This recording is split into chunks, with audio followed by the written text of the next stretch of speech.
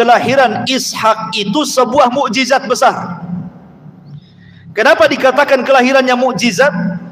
Karena tadi dilahirkan dari seorang yang sudah tua, yang mustahil punya anak, dan dari seorang wanita yang sudah tua juga dan juga mandul, tiba-tiba punya anak.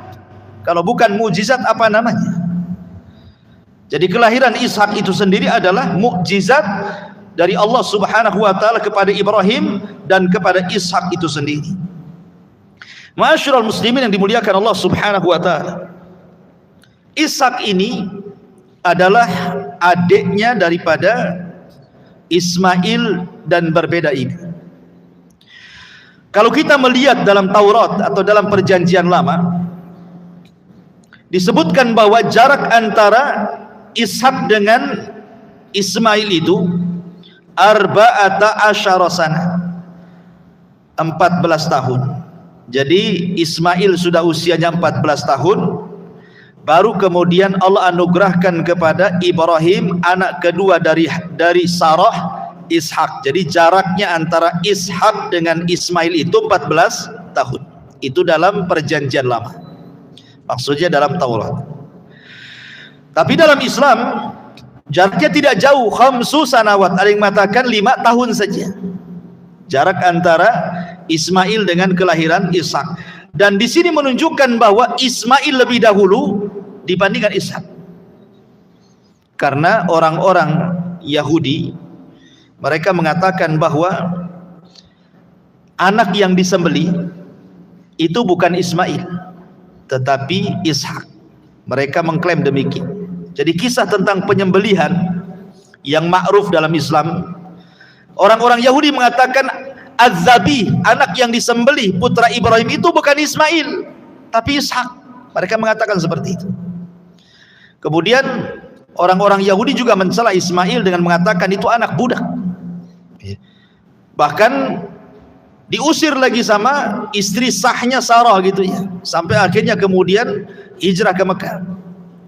Maka dalam Islam kita katakan bahwa justru terbalik, bahwa Az-Zabih, anak yang disembelih oleh Ibrahim itu bukan Ishak tetapi Ismail. Dalilnya adalah kisah daripada Al-Quran ketika menceritakan penyembelihan Ismail. Perhatikan ayatnya dalam surah As-Saffat ayat ke-101. Dan ini sudah saya ceritakan ketika menceritakan tentang kisah Ismail. Fabasyarnahu bigulamin halim, maka kami habarkan kepada Ibrahim dengan anak yang berakhlak, maksudnya Ismail. Falamma balagha ma'ahu sa'ya, ketika usia Ismail sudah belasan tahun, sudah bisa diajak bicara, minta tolong, sudah bisa diajak dialog. Qala, maka Ibrahim mengatakan, ya bunayya inni ara fil manami anni azbahuka fanzur madza tara. Wahai anakku, semalam ayahmu, kata Ibrahim, bermimpi bahwa ayahmu menyembelih kamu, bagaimana pendapatmu? Qala, maka Ismail mengatakan, ya abatif al ma tu'mar satajiduni insyaallahu minas sabirin. Wahai ayahku, kalau ini perintah Allah, lakukan saja, engkau akan dapati anakmu ini insyaallah termasuk hamba Allah yang sabar. Falamma aslama, ketika keduanya sudah menyerahkan diri kepada Allah, watallahu lil jabin, dan Ibrahim sudah menggorok leher Ismail, wa nadainahu ayya Ibrahim qad saddaqta ru'ya. Tiba-tiba ada panggilan dari langit dan mengatakan, wahai Ibrahim, engkau sudah membenarkan mimpimu. Inna kadzalika nazil muhsin, begitulah kami balas kepada orang-orang yang berbuat baik. Inna hadza lahuwal balaul mubin, ini semua adalah ujian yang besar bagi Ibrahim. Wa fadainahu bidzibhin adzim, kami ganti Ismail dengan penyembelihan yang besar. Wa tarakna alaihi fil akhirin, dan akan menjadi cerita bagi orang-orang setelahnya. Salamun ala Ibrahim, keselamatan bagi Ibrahim. Kadzalika nazil muhsinin, begitulah kami balas orang-orang yang berbuat baik. Innahu min ibadinal mu'minin, sesungguhnya Ibrahim termasuk hamba kami yang beriman. Lihat setelahnya, wa basyarnahu bi Ishaq, kami setelah itu kami habarkan kepada Ibrahim dengan kelahiran Ishak. Lihat tartibnya di sini. Siapa yang disembelih? Ismail, bukan Ishak. Ya. Karena setelahnya kemudian ketika Allah menceritakan tentang penyembelihan ini, baru setelah itu bicara tentang penghabaran gembira tentang Ishak. Jadi orang-orang Yahudi yang mengatakan bahwa anak yang disembelih putra Ibrahim itu adalah Ishak tidak benar, dibantah dalam Al-Quran di sini. Bahwa yang disembelih itu Ismail bukan Ishak. Karena di ujung cerita ini baru Allah mengatakan wa basyarnahu bi Ishak nabiyyan minas salihin. Dan kami habarkan kepada Ibrahim dengan kelahiran Ishak, dan dia akan menjadi nabi dan termasuk hamba Allah yang saleh. Ma'asyiral muslimin yang dimuliakan Allah Subhanahu wa taala. Ketika kemudian Ishak ini lahir, kemudian Ishak juga nasibnya sama dengan Ibrahim. Ibrahim pernah berpesan kepada Ishak, nanti kalau kamu hendak menikah, jangan menikah dengan siapapun, ambil dari keluarga bapak. Itu pesannya Ibrahim. Makanya kemudian Ibrahim pun setelah berpesan kepada Ishak, jangan menikah kecuali dari keluarga bapakmu, maka Ishak pun melamar anak pamannya, namanya Rifqah. Istrinya Ishak namanya Rifqah. Rifqah ini wanita saleh, wanita salihah, ahli ibadah luar biasa, tidak lepas daripada ibadah kepada Allah Azza wa Jal. Bahkan disebutkan biografinya oleh banyak para ulama tentang kisah wanita-wanita terbaik dalam Al-Quran. Salah satunya istri daripada Ishak namanya Rifqah, anak daripada pamannya. Lah setelah kemudian usianya 40 tahun lebih, udah lama menikah juga sama, tidak juga dikarunia anak tuh Ishak tuh, lama juga. Kemudian istrinya juga mandul, sama dengan ayahnya, dengan ibunya gitu ya. Tapi Ishak pun tidak putus asa, berdoa kepada Allah Azza wa Jal. Akhirnya kemudian Allah Subhanahu wa taala anugerahkan kepada Ishak, rupanya di perut Rifqah ini ada bayi. Subhanallah, bayinya kembar pula. Bayinya itu kembar. Ketika kemudian melahirkan, yang pertama dilahirkan anak pertamanya namanya Al-Is, pakai sad, Al-Is. Ketika kemudian lahir Is, tiba-tiba kemudian disusul dengan adiknya. Dalam bahasa Arab, menyusul itu artinya Ya'qub dalam bahasa Arab itu. Ya'qub itu artinya menyusul.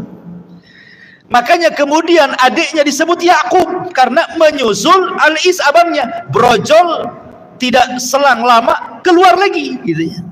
Dalam bahasa Arab menyusul itu artinya Ya'qub. Itulah penamaan kenapa Nabi itu disebut Nabi Ya'qub, karena ketika melahirkan dia nyusul kakaknya. Kan ada dua kembar bayinya. Lah Al-Is ini nanti akan menjadi Abu Rum, keturunan orang-orang Eropa. Bapaknya orang-orang Eropa itu Al-Is. Sementara bapaknya orang-orang Bani Israel adalah Ya'qub. Nah, nanti kan terpisah. Di akhir zaman keturunan Is itu disebut sebagai Bani Asfar. Nanti di akhir zaman akan muncul pasukan dari Bani Asfar. Orang-orang Eropa itu keturunan Al-Is gitu ya. Lah kalau Nabi Ya'qub ini, karena dia suka berjalan tengah malam, tafakur, makanya kemudian dia diberi nama Israel. Isra itu artinya berjalan malam, Il itu artinya Allah. Ya, makanya Jibril hamba Allah gitu ya. Mikail pembantu Allah gitu ya. Jadi kalau disebut il itu artinya Allah gitu. Lah Ya'qub disebut Israel karena suka tafakur tengah malam, makanya disebut Israel dia. Nanti turunannya Ya'qub itu disebut Bani Israel. Kenapa Bani Israel disebut Bani Israel? Karena turunan Ya'qub. Makanya orang-orang Yahudi mereka mengklaim mereka itu disebut Israel, maka negaranya dikatakan Israel kan itu. Padahal tidak layak kita katakan negara itu disebut Israel. Kita katakan negara Yahudi, bukan Israel. Karena Israel itu diambil dari Israel, dan itu nama yang suci, nama seorang nabi namanya Ya'qub. Sementara Yahudi di zaman sekarang tidak mengikuti ajaran Ya'qub. Mereka menuhankan Uzair dan mengatakan Uzair anak Allah. Ya'qub tidak menuhankan Uzair. Uzair pun kapan datangnya? Ya. Ma'asyiral muslimin yang dimuliakan Allah Subhanahu wa taala.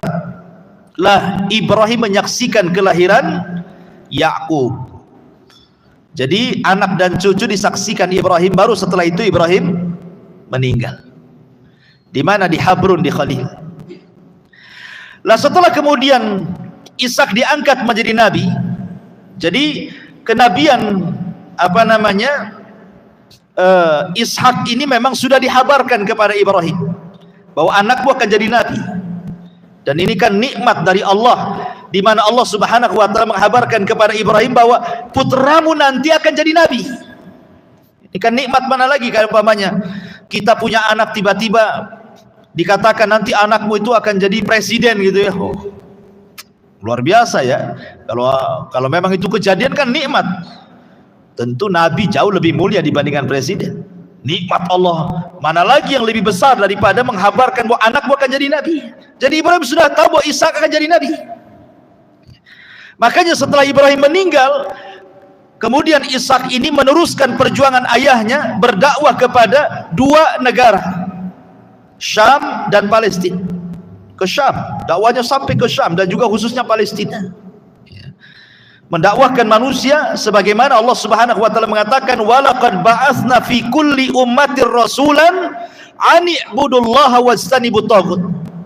Tidaklah kami utus pada tiap-tiap manusia seorang rasul, tugas mereka mengatakan kepada manusia, sembahlah Allah, tauhidkan Allah, dan jauhi sesembahan selain daripada Allah alias taghut. Itulah tugas para nabi, mengajak manusia ke dalam tauhid. Itulah tugasnya Ishak kepada Bani Israel, kepada orang-orang yang ada di Palestina dan kepada orang-orang yang ada di Syam. Ma'asyiral muslimin yang dimuliakan Allah Azza wa Jalla, masalahnya ada kisah yang memburuk-burukkan tentang Ishak dan juga putranya Yakub. Dan kisah ini kisah-kisah dusta, kita katakan kisah dusta yang dibuat-buat orang-orang Yahudi untuk menghina para nabi. Dan begitu para orang-orang Yahudi suka mendustakan para nabi. Fariqan kadzabu wa fariqan yaqtulun. Sebagian mereka mendustakan, sebagian mereka membunuh para nabi. Itu kebiasaan orang Yahudi di mana-mana.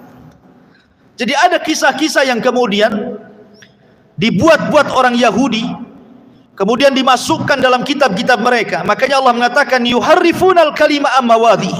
Mereka itu suka merubah-rubah kitab-kitab mereka dengan tangan-tangan mereka.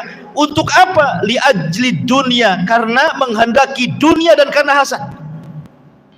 Bagaimana kisahnya? Jadi kisah dusta tentang Ishak dan juga kebohongan dari Yakub begini ceritanya. Jadi Ishak ini menikah dengan Rifqah. Tadi saya katakan Rifqah nama istrinya, dan dua-duanya sudah tua, punya anak dua. Siapa? Al-Is dan Yakub. Al-Is ini ketika lahir banyak bulunya, jadi penuh dengan bulu.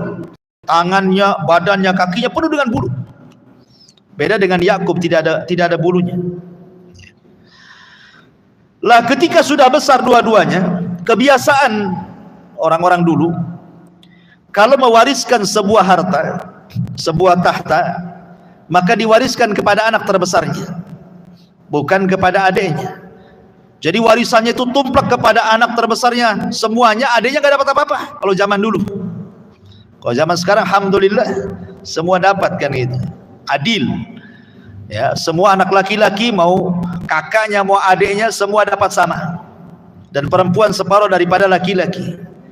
Menjadi asabah dan asabah li ghairihi. Artinya dalam Islam ini betul-betul menghapus ajaran-ajaran yang orang-orang dulu kan itu.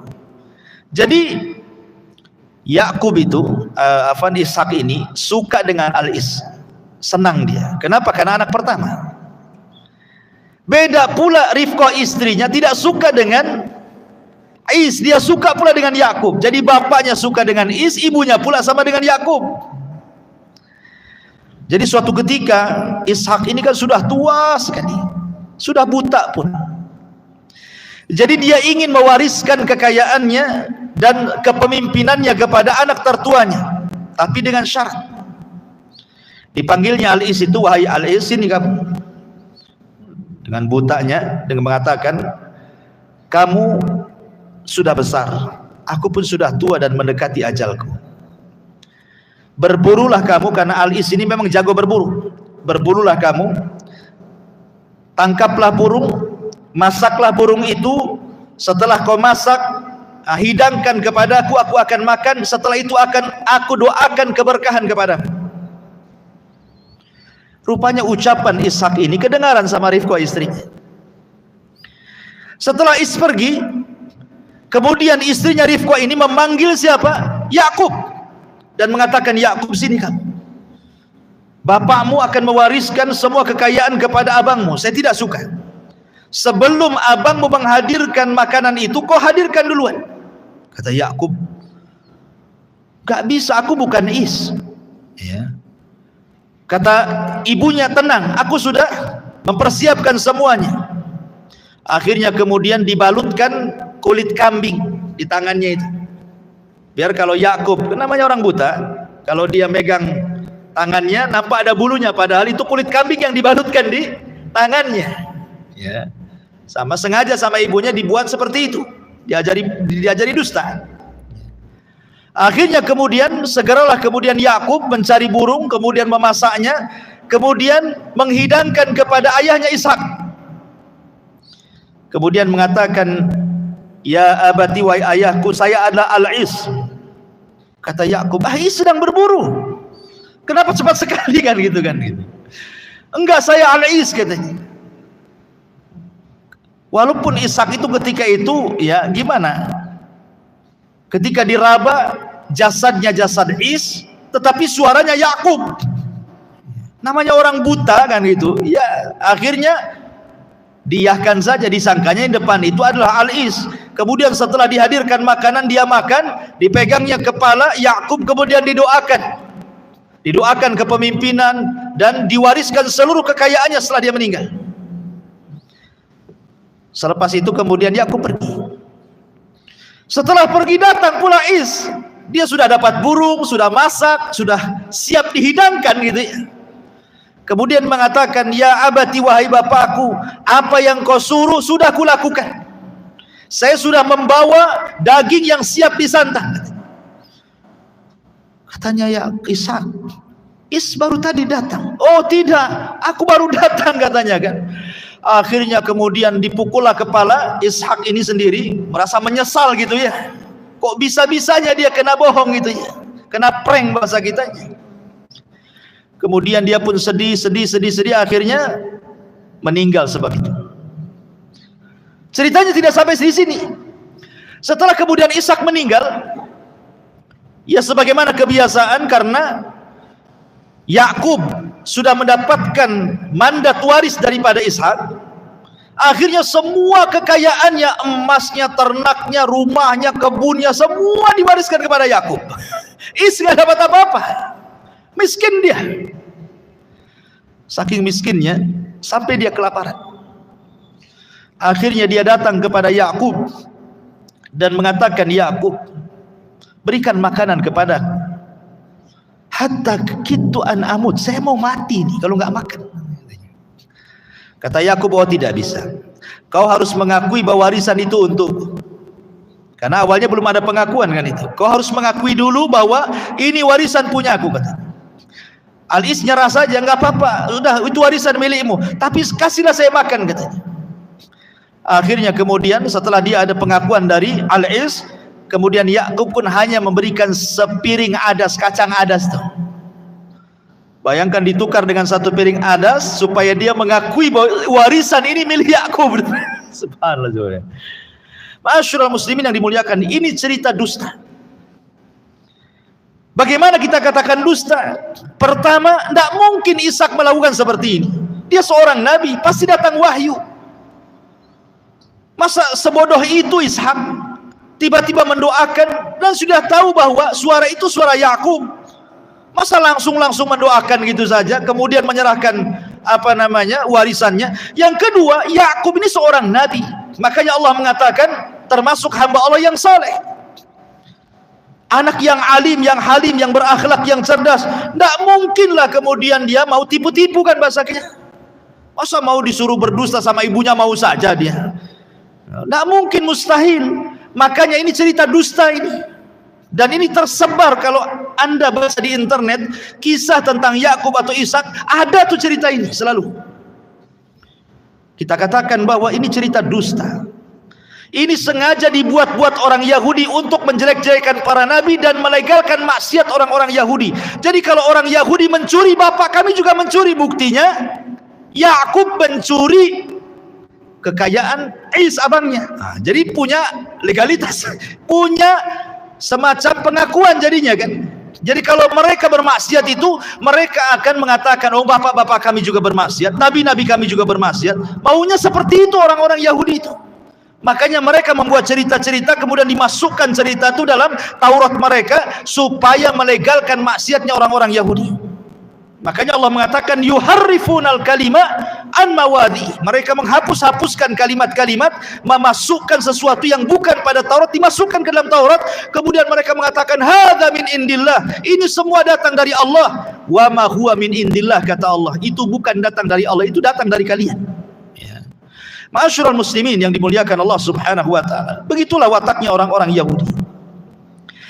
Lah kemudian setelah kemudian Ishak pun terus berdakwah kemudian meninggal, maka kemudian dia dikuburkan sama di tempat dikuburkan ayahnya Ibrahim di Habrun, di sebuah Madinah, kota disebut Al-Khalil yang ada di Palestina.